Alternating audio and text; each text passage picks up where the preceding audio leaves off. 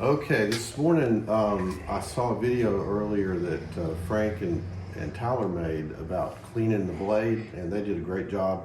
I talked to Tyler about it a week or so ago about what I do to clean the blade, especially the back side of the blade.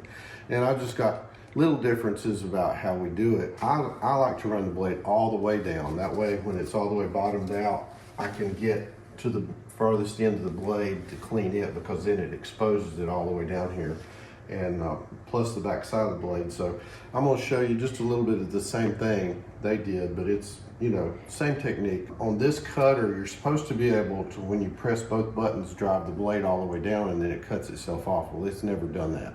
So what I have to do is, when I run the blade down, I hit the stop button with my knee to stop it. So I'll show you that.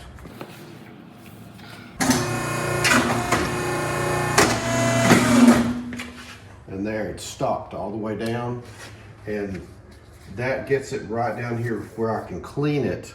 And then come around the back side, I'll show you the residue that we have. You can see all that residue that's on the back side of the blade where I've just been cutting stickers.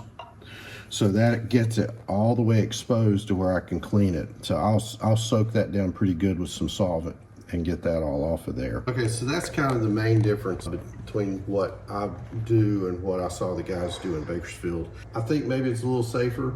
So anyhow, that's kind of what I do. And then I just use, this is blanket wash from our presses. It's some naphtha. It's a really good solvent. And I'll take that and drench it pretty good, and then just start rubbing.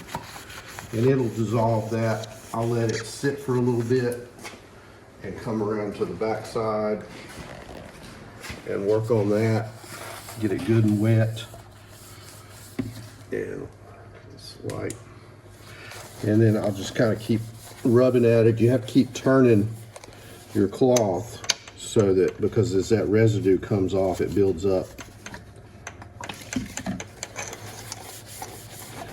And you can see it's just starting to slowly come off of there.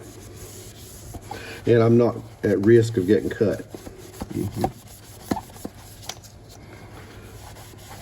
So that's pretty wet. I'm gonna let that soak a little bit and work on the other side a little bit more. So anyhow, you kind of get the idea of that's the way I clean the adhesive residue off the blade. So that I've done that for a long time, and that sure helps save a lot of time.